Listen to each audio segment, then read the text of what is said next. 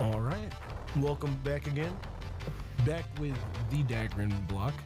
It's your host, Dr. Fat Body on the ones and twos. We got my man d4gr0n about to lay it down and show us why Konami games on the Genesis are better than any other platform. d4gr0n, I know you basically showed up with this game and started destroying it, man. You took over a lot of the categories. You made a lot of new tech for the run. Is there anything before the run starts that you would like to point out? Okay, so the first thing I'm going to point out is, technically it was only one category I did that to. The guy I took the record from, actually, his name, he goes by the name Vorpal, and he actually holds the record in hard mode, which, as most people know, is a difficulty where you actually die in one hit. So you can imagine that's not very marathon safe, especially when you have no continues to work with.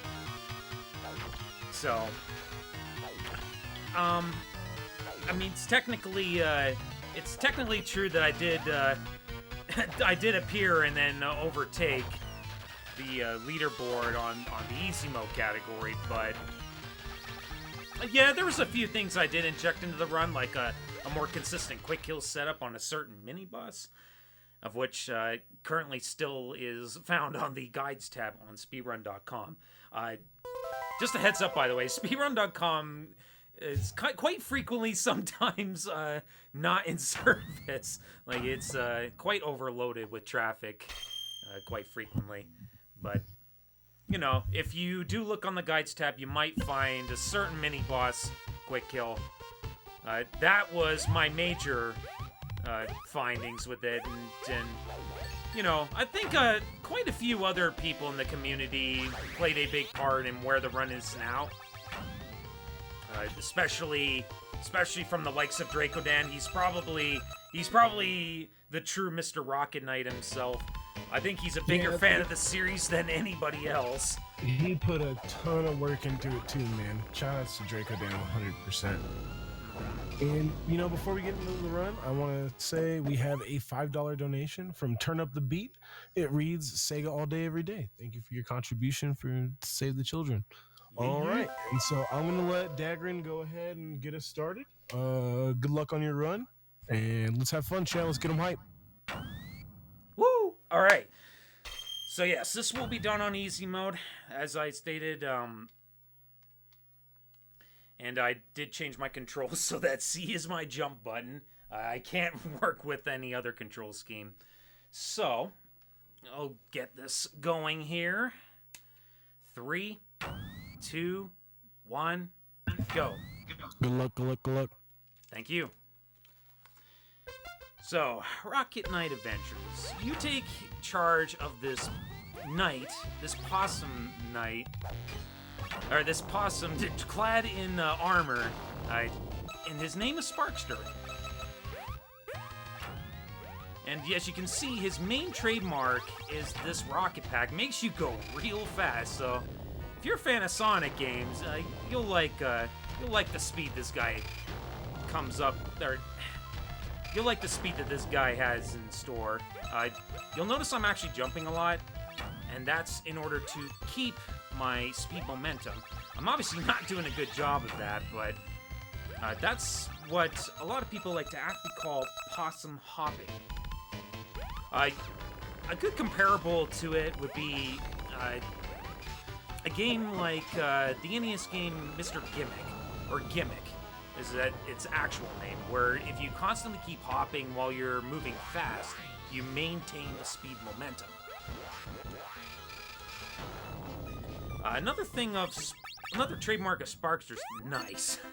Another thing about Sparkster, or about Rocket Knight Adventures, and Sparkster, the guy I'm controlling here, is he has a sword, and there are a number of different ways to actually damage boss fights, and bosses tend to be two different types of bosses. You have the hit-based boss, and then you have the HP-related boss. The first mini-boss in that stage was hit-based, where all you need to do is just do a certain amount of hits to destroy him. And then there's other parts of... There's the HP-related boss fights, which does depend on what damage source you're using on the bosses. And primarily the type of damage you want to be dealing to those type is the base sword attack. It is your highest damage dealing attack in the entire game. Oh, Jesus. Okay, that was close. So right now I want to try to take a little bit of damage here. Okay. That was a little bit slow, but I wanted to try and get down to half a heart. This is actually pretty important.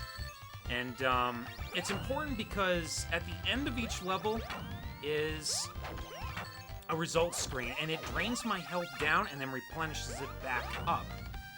So the lower my health is by the end of the level, and that includes the final boss, the faster you progress to the next level.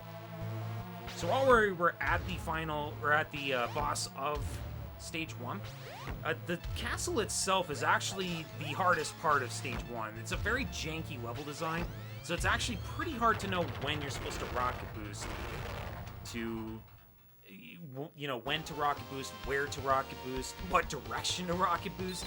It's actually pretty difficult to know just because of its bizarre layout.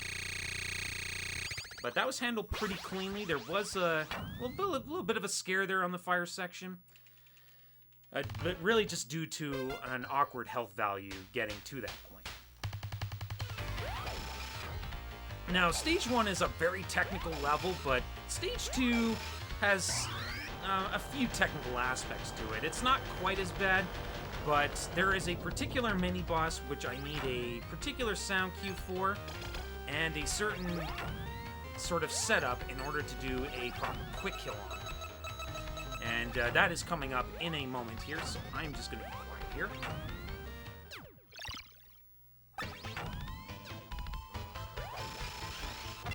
Very nice. Beautifully handled quick kill. So you probably saw that boss started kind of in the background behind the waterfall. Those platforms I was kind of stepping on there, nice.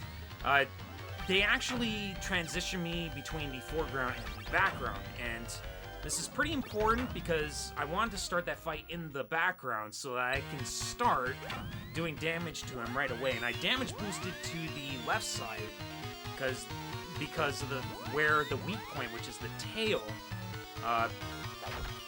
kind of moved. Like, I kind of wanted to move my series of attacks along with the tail. It's kind of complex to actually talk about, and the other major thing about that particular mini-boss is that if you're attacking him while landing on the platform end, which is supposed to transition you to the other side, you actually... Oh, hang on a second. Oh, okay. Wow, that was close. That was a little bit scary. I had to focus there for a moment. I almost fell to my death, which would have absolutely costed me. But getting back to that mini-boss, if you actually damage him while you step on the platform, you'll still be able to damage the tail, and that's how I knew to just keep damaging him, even though I wasn't on the correct side. It's kind of a glitch, I think, with that fight. I don't really know. Anyways, this auto-scroller is actually pretty scary. Like, if you actually die... if I actually died in that one particular point where I kind of messed up my movement and fell down, I actually would have had to start the entire auto-scroller again. It would have set me back a good 40 seconds, so not good. Also, that first phase, I had to be in the correct position in order to get that quick kill on first phase. Now begins the second phase. This is probably the scariest one that tends to get most people. I'm actually I'm actually trying to attack with base sword on one hand and then rocket boosting in the other one.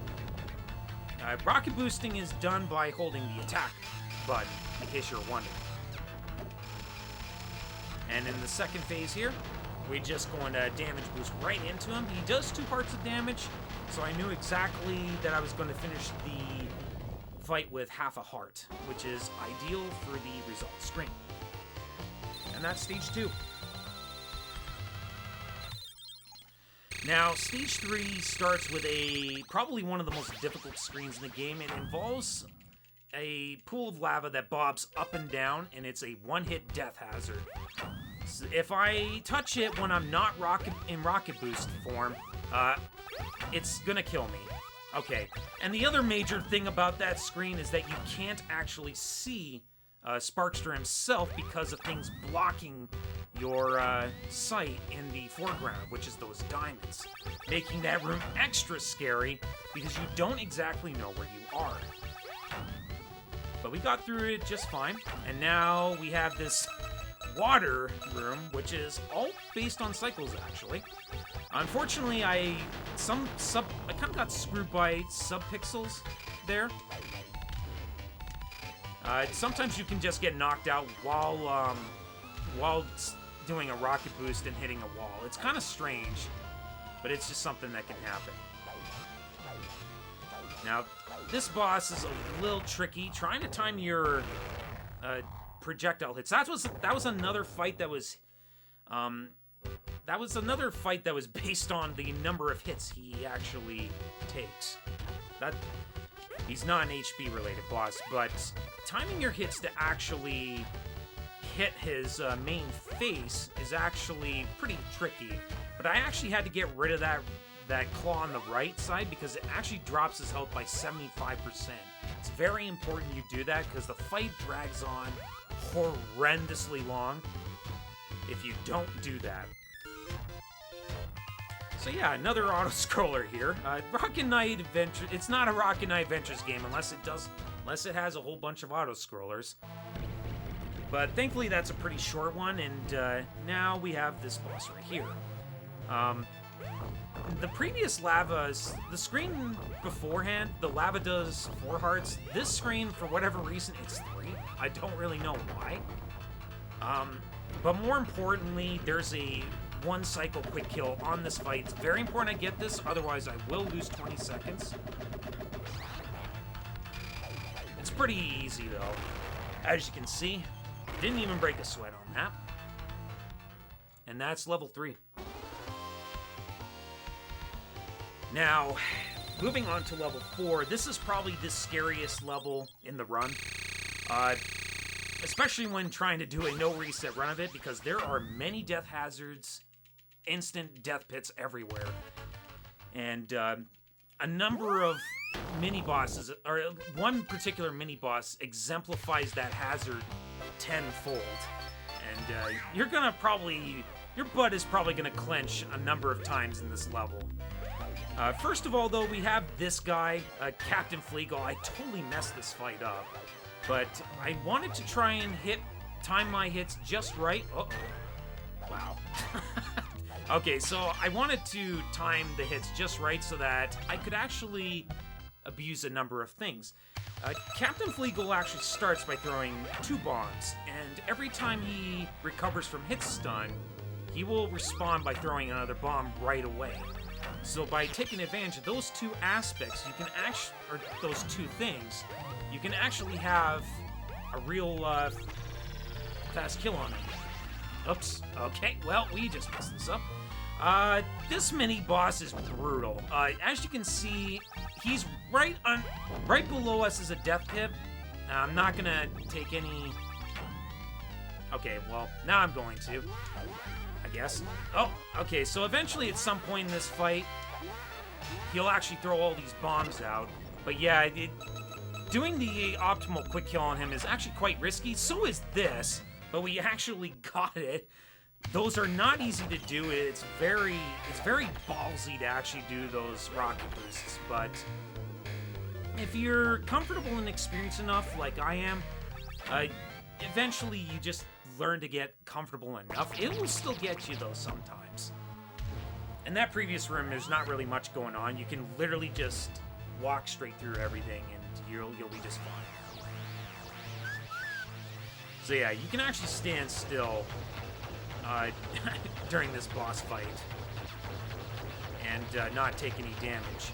We're gonna damage boost into this guy's hitbox, quickly deal the death blow to him, and now comes the scary part of the fight. This guy, because of so much lag going on, you can actually drop inputs and die because you don't attack, and the guy just runs into you and does 2 hearts. It's a real scary fight, especially when trying to drain down your health, but I feel more than comfortable enough with that fight that I felt I could get away with that. So, that's good. That's the scariest level pretty much out of the way. And I didn't really get really much of a chance to actually explain all the things going on in that stage. You have to run the game to truly understand how scary that level really is. But now that we're past it, we move on to Stage 5, which is, by direct contrast, probably the least scary of the game. Which is actually kind of strange, considering it has a whole bunch of one-hit death hazards that aren't even pits. Like, you can get smushed, there are enemies that actually insta-kill you, but the interesting thing about the one-hit death hazards in this level is they're actually very avoidable. Like, there's never really an instance where you should really get hit. It's really on you as the player if that happens. But that's not until we're done with this auto-scroller here. That's another thing with this level, too, that it's not really too much pressure on the player. There's actually a lot of this level is actually just one giant auto-scroller, and you'll get an idea of what I'm talking about when we get into the Pig's Castle. But first we have the Gradius score here. Yes, I'm sure everyone pointed that out by now. And we ended this whole section at 2.5 hearts, which is perfect. And I'll go more into why that is perfect when we get there as well. But yes, these armored pigs are one-hit death hazards. You can see I'm trying to race them to this portal right here. And you can see, you didn't even see them land down on the right side there, so you already knew it's actually fairly easy to outrace them because, you know, Sparkster goes real fast, the rocket pack is just that good. Like, there's really never a reason to worry about those particular armored pigs. With that being said, from one potential one-hit death hazard to another, here we have this auto-scroller here. If you get smushed, you die instantly as well. But this is also yet another area where you really, the job is just to not panic. That's really all you have to do here. In fact, you can actually be a bit earlier with your rocket boost than you might actually think.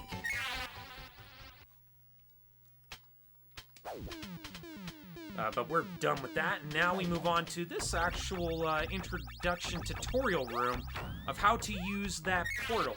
And this is pretty important that you learn how to use it casually, because they're gonna bring it back, and they're going to utilize it in this room full of one-hit death hazard shining spikes right below me here. And we're going to utilize this little platform here to just weasel on past everything here as slow as we can. At the end of this auto-scroller, there is going to be a rocket boost I'm going to do at the end. There is a risk of me messing this up. If I do die, it's a big time loss. So hopefully that doesn't happen. It's not too hard, though. Not too hard. You can go a little too late, though, and not get enough height to reach the last little corridor before the portal itself. So that's coming up here in a moment. Let's see if we get it. Alright, we got it. So, now we have the boss fight, and there's Axel. There's my rival, Axel, here. He's in the trademark mech fight. This is the I mean, anyone who has experienced this series knows about the mech fights, and they're fairly different in all versions of the games throughout the series. This one, there's actually a nice little interesting speed tech where we're gonna try to prevent this guy from running away an extra time, and it involves taking a dual exchange. Whoops, I was not supposed to take it there. So unfortunately, he's gonna run away a second time, but that's fine. We're going to be doing a lot of bobbing and weaving here in order to bait out his attack so we can lunge right in and get that final punch in. So I did mess up that fight. I forgot what attack cycle I was on there when I took that dual exchange, but that's fine. It's a very minimal time loss. At most, it's like 4 seconds. Somewhere around that ballpark. And that's stage 5. Now, from one largely auto-scrollery level to another primarily auto-scroller, we have this level. This one's actually quite tricky to do properly, though. You need to actually clear each wave and grab the items they drop in order to actually get through the waves as soon as possible. Mind you, the meteor section here, it doesn't work quite like that, but the idea of the meteor section is to try and basically take no damage. You want to try to minimize the damage you take so that you can actually get these waves here and clear on to the next part of the level. And enemies are the fastest to clear. You can get apples. Oops. Okay, so this is kind of a dangerous situation now. My health is actually pretty low. However, we're gonna continue doing what we did before, and hopefully we get health this time. Now we're gonna be facing Axel, and gonna use the base sword and just abuse the hell out of it. Oh, we got enemies again. So, our health is in pretty rough shape here. I'm gonna have to take a certain part of this fight real safe. The major thing about this fight, this is the boss here, by the way. The major thing about this fight is that even on easy difficulty, he does 4 hearts worth of damage if you touch the body itself. And that's pretty scary because there's a certain part where killing it as soon as possible does usually involve damage boosting or taking an intentional hit to the ship itself. We can't do that, obviously, at this health. So we're going to have to utilize one of these orange bullets, or red bullets. But first, we got to destroy a couple weak points. There's the first one. Going to now destroy the second one here, which is at the mouth. And now the second one is going to appear. I'm going to take that bullet. There he goes. So that was a good utilization of a much less damaging source, which is the bullets. However, we're not really in the clear yet because that's only one part of the fight. So, yeah, this is a very, very long fight. A number of people like to say this is Resident Sleeper, the boss, for this particular speed run. However, you do get to enjoy him bouncing around like this in some pretty wonky animation, but you gotta hit this guy. You gotta go through this guy's entire set of attacks, and which involves this spray and pray bullet attack and this laser that tries to track you down. After that, though, he opens up the weak point, which is that orange bouncy ball that he bounces between his 2 arms. And once you land that hit, you have a safety zone, which is in the top left corner there, as he's bouncing around. Oh. Did that a little bit too early. So one more hit will finish him off completely. And this is now the point where I'm going to take an intentional hit. Okay, so the most I'm going to be able to end the fight on is a full heart. We take what we get as far as how much health we end on. So we will take that full heart. Now, the next stage is the last stage of the game. It is also easily the hardest stage of the game. There are a number of very, very difficult quick kills. One of which I'm not gonna go for, which is the 3 rocket boost quick kill on the second phase of Emperor Devil Gifts, which is this fight coming up here. So what I'm gonna actually do here, and I just do that.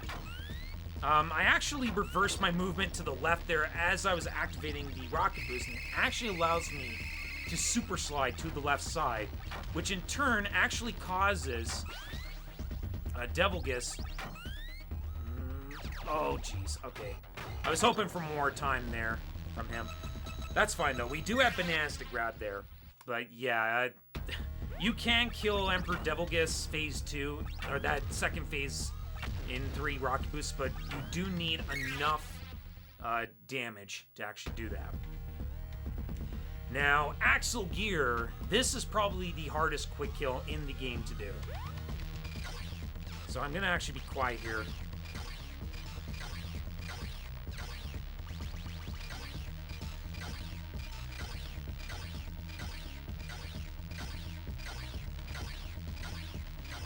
Alright. Very, very good recovery. I start off a little bit shaky there, but yeah. Each of those hits I landed is a 2-frame window. I am not even joking. There is a 3rd frame of safety, which means, whoa, God, get out of here. Jesus.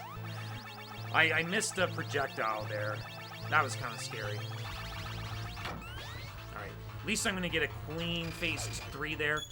Yeah, there's a lot that's going on in that fight, and it's kind of hard to explain it, especially with how fast it goes. But there are 3 phases to that fight, and the first phase is easily the hardest in the game. Now, here's the Hell Room. Nice little abuse of the of hitting one of those robots. If you actually hit that robot, any of those robots, they actually don't have a hitbox. And you're able to actually rocket boost through them when that happens. But you have a very limited window to do that, so... And then, of course, I kind of had to rely on rocket boosting in certain ways to actually get past the whole set of other ones. And that's basically the Hell Room in a nutshell. Now, moving on, though, we now have the last fight of the game. This is the core fight, and he's actually the easiest part of the level, but there is a bit of luck involved with him. That first phase in particular is a real luck sort of nightmare part of the fight, where you can choose one of 3 particular spots on the top side of him to expose the weak point, which is this red thing that's popping out that I'm hitting here. It's also important to note that if I hit him, if the weak point is at the diagonal spot, the boss will actually phase out a few frames sooner than if the weak point appears in any of the orthogonal weak spots. Sometimes you just take what you get, though, which is fine. This phase tends to be the most tricky, but thankfully you can afford to miss a rocket boost. Because there isn't a lot amount of time in this phase before he has the chance to phase out and do the phase, do another part of that particular phase. Now, this phase, the weak spot's always the same as long as you stand in the same spot, and that's the fight. That's pretty much all there is to the core fight. Now, once I escape from this room here, there's going to be an escape pod waiting for me. And when I enter this escape pod, there's going to be one final auto-scroller that will initiate, and time will be when the screen fades to white at the end of this auto-scroller. This cutscene will play out. This is not the auto-scroller, by the way. There is going to be a bit of whiteness on the screen. But due to this explosion, but the auto-scroller follows this. It's basically the core's remaining parts trying to take one last-ditch effort to destroy me. Your health gets replenished, so there's really never a concern of the possibility of him killing you, as long as you understand his particular attacks, like how they work, like just a little bit of practice and you'll be able to handle it. Where this fight actually does become kind of scary, this particular part, is on hard mode, because this guy can kill you in one hit as well. And if you die on this part, you are sent all the way back to the beginning of the core fight, the previous core fight. So you can imagine that is a huge time loss. So it's a bit nerve-wracking, to say the least. Alright, so this guy's going to lunge at me one final time, and there we go. Nothing else can actually touch me. This is pretty much the end of the run. Time is going to be coming up. He's going to destroy and disintegrate as we enter the atmosphere. And on fade out to white is time. And there you go, time. Just gonna wait and see what the stream's final time was there. All right, nice. 27:34. Awesome. That's a really, really good outing with this run.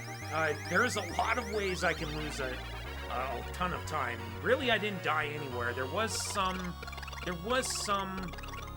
execution errors in places, but you know what? A 27 is a very, very good run. Like, this game has come a long, long way since I picked up the game, and finding what little time saves there are in this game has been quite the adventure, to say the least. And yeah, I want to take one final do one final shout out to the Rocket Knight community. They're quite an open community. There aren't many of us, but what few there are, we are quite open. We are quite welcoming of new blood in the community. So that's all I have to say. All right. Well, and on that note, d4gr0n, congratulations. GG. That was an absolutely phenomenal time. Thank you. Coming up next, we do have Faust with Mighty Morphin Power Rangers, the movie. And before we transition out, we have a $35 donation from Azalthier. And there's no message, just blank. So thank you for the money. Guys, we are at $900. We are $100 away from $1,000. Let's see if we can break into 4 digits. I believe in you, chat. We can do it. We have a bunch of great runs coming up. We're not even to the 3rd day yet. Stick around. It's going to be a good time. We'll see you soon.